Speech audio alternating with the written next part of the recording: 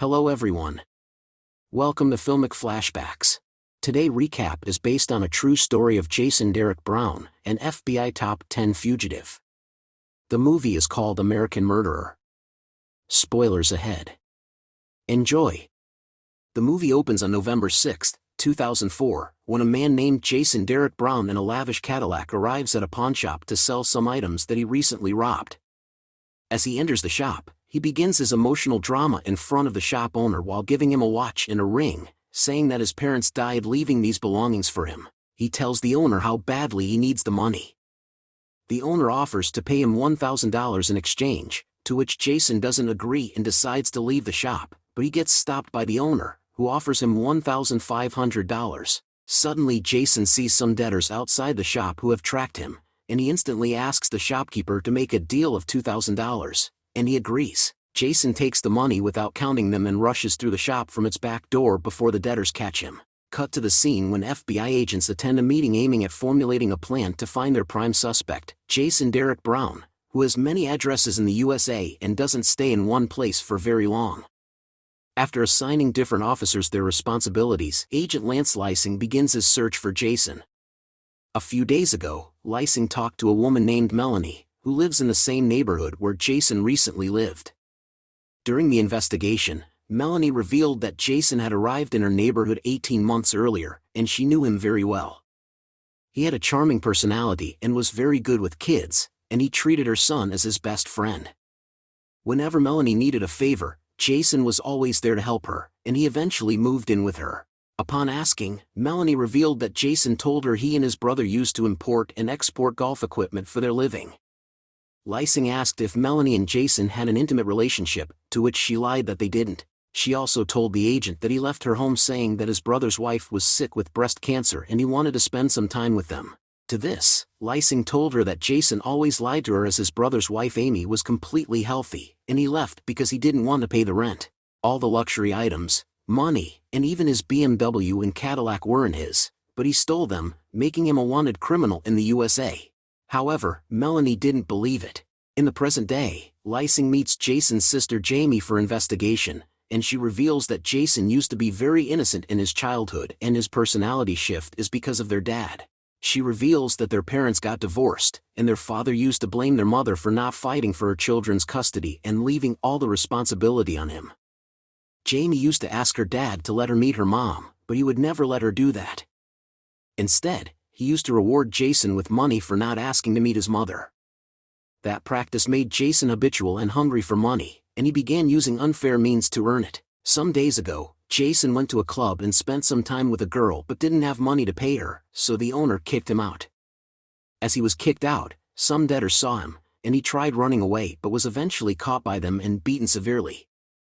The debtors demanded Jason $80,000 in the next 3 days or else they would kill him, and Jason agreed to pay them the loan. For this, Jason went to a bank asking for a mortgage loan, but the bank owner told him they couldn't provide their services to him. Instead, he advised Jason to flee the town, and Jason left the office in disappointment. The next thing Jason did was meet his mother and try to manipulate her to get money. When Jason went to her home, the first thing she did was scold Jason for not calling her before his arrival.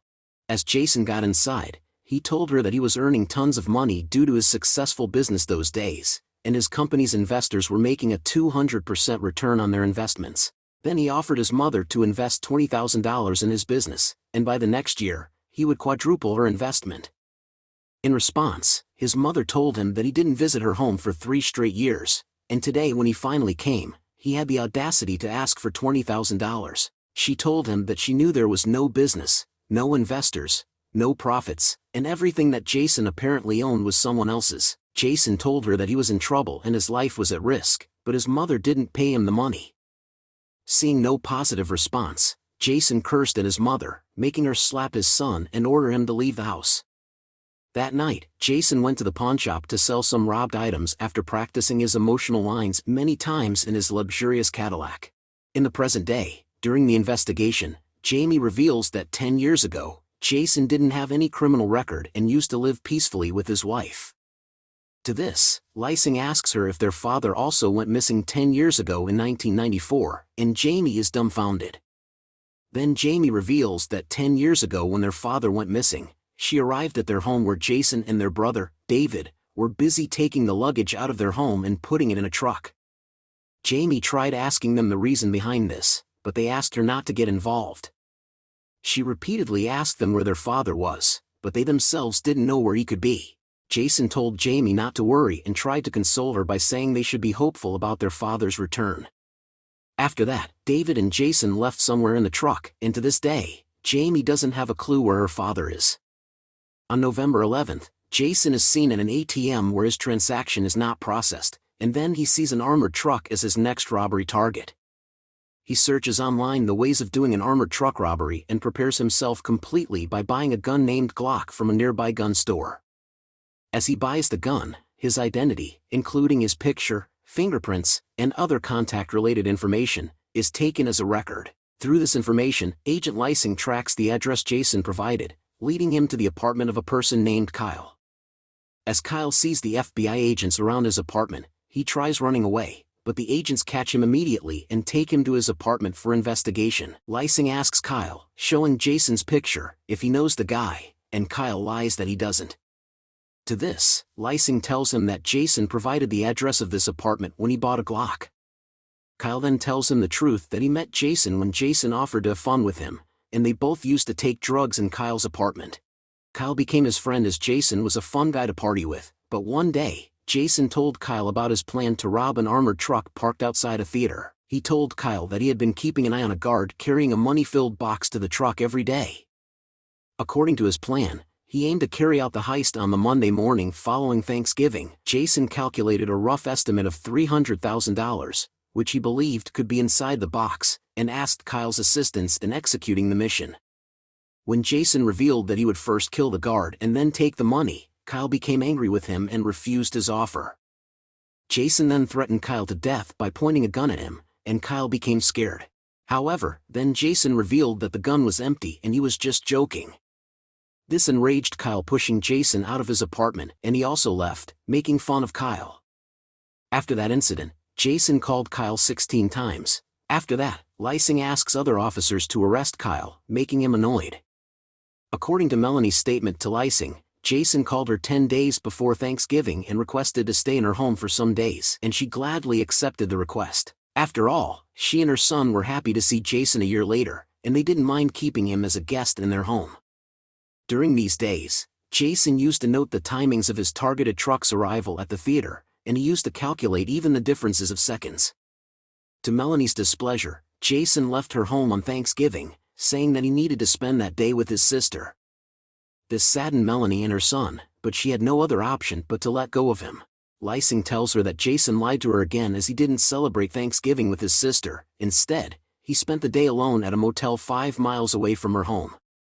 Lysing even shows her a picture of Jason in the motel, but she rejects the evidence, saying that this is not the Jason she knows. The same day after talking to Melanie, Lysing meets with Jason's brother David and tells him that his brother had a habit of telling people about his business of import and export that he used to run with his brother. David denies any knowledge of it, and then the scene shifts to 2000 when David helps Jason rob a golf club. As they were in the golf club, Jason stole some equipment, and David didn't tell the owner about it. As David and Jason left the club, the cops followed them, and seeing this, David panicked as his marriage was near and Amy would leave him, knowing that the police had caught David in a robbery attempt. To save his brother, Jason got out of the car, took all the blame on himself, and spent the nights in jail.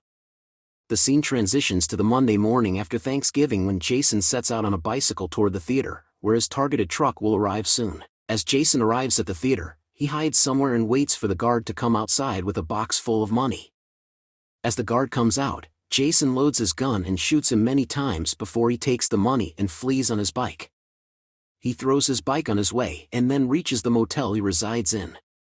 As he opens the box, he learns that it has only $56,000, which is quite less than he expected. Then Jason receives a call from Melanie and lies to her that he spent the weekend with his family. After that, he flees in a BMW, and cops can only find the abandoned bicycle he left on his way to his motel. He parks the BMW in his storage unit and then arrives at his brother's home in his Cadillac, where he asks him a favor. Jason asks David to get his BMW to a shop and have it detailed, to which David asks him the reason behind it. Jason doesn't tell him the reason, and David refuses to grant any favor to him as he already owes him $20,000. Jason reminds him of the time when he spent the nights in jail and saved David's married life. However, today he doesn't meet his wife, Amy, and gets no chance even to see his nieces. David still doesn't accept his request, and Jason leaves in disappointment. As he leaves, David has a change of heart, and he asks for the car's keys, and Jason hugs him crying. After that, Jason goes to his sister in his Cadillac and stays at her home. The next morning, as Jason wakes up, he gets a call from David telling him that he is on the news everywhere for murdering a guard and taking away a box full of money. Jason is shocked to learn that, and the news reaches Melanie, Jason's mother, and Jamie. When Jamie confronts Jason for killing a man because of money, he lies to her, saying that the robbery was done by his idiot friend Kyle and now he is blaming all this on him. Jason adds that he had sold his gun to Kyle, and now he is using that gun as a shred of evidence against Jason. Jason tells Jamie not to tell the cops that he was here last night and then prepares to leave Jamie's apartment. As he reaches the door, his gun falls, indicating that he didn't sell his gun to Kyle and was lying to Jamie. Jamie becomes tearful, but Jason convinces her he is telling her the truth. Later, when the FBI confronts Jamie, Lysing asks her the name of the car in which Jason fled earlier, and she lies to them that Jason went in a silver BMW. The FBI searches Jason in a silver BMW and accidentally catches David instead of their real suspect. That's how Jason disappears from the agent's eyes smoothly. When David is interrogated by Lysing, he tells him he doesn't know Jason's location. Lysing asks him to give him any clue that might lead him to Jason, and in return, Lysing will help him reduce his jail time for helping a robber. In response, David informs him that the FBI will never be able to find Jason the same way they never found their father, who went missing 10 years ago. In the meantime, Jason's mother meets with Jamie and instructs her to tell the FBI that she lied to them to save his poisonous brother. Jamie doesn't want to, but she eventually calls the FBI, telling them she lied about Jason's car. When Jamie meets Agent Lysing for the next time, she gives him a box Jason gifted her, including some items as memories of their childhood and a DVD on which he has written Jason's life. Lysing assures her that he will return all those items once Jason is caught, and then he leaves the apartment. On January 16, 2005, the FBI found Jason's Cadillac at the Portland International Airport, and their search for him continued.